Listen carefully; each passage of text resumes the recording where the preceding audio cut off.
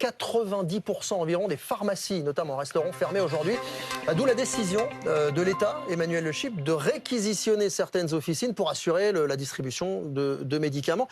Comment ça fonctionne, la réquisition des grévistes en France? Alors, en France, le droit de grève, c'est un droit constitutionnel, mais ça n'est pas un droit absolu. Et dans certains cas, les ministres, les préfets, voire les maires peuvent réquisitionner des grévistes pour garantir la continuité des services essentiels à la population. Ça peut concerner l'ordre public, ça peut concerner la santé, la sécurité. Alors attention, il faut le rappeler, le droit de réquisition n'appartient qu'à l'autorité public. Jamais un employeur ne pourra dire à ses salariés vous êtes réquisitionnés, etc.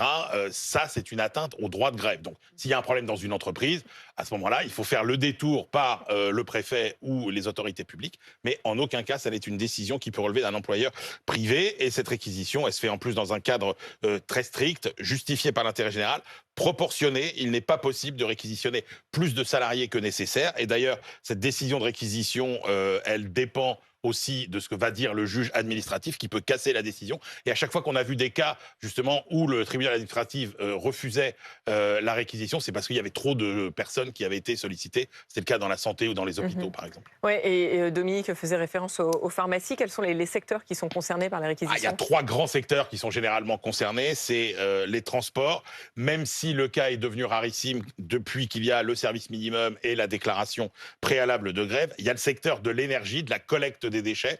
Ça arrive que si une grève dure plusieurs jours, on réquisitionne les éboueurs pour nettoyer. Rappelez-vous par exemple la grève chez Total dans les raffineries en 2022. Il y avait des techniciens qui avaient été réquisitionnés pour faire fonctionner ces raffineries. Et puis surtout, évidemment, le secteur de la santé, les personnels hospitaliers, les médecins, les infirmiers, les ambulanciers.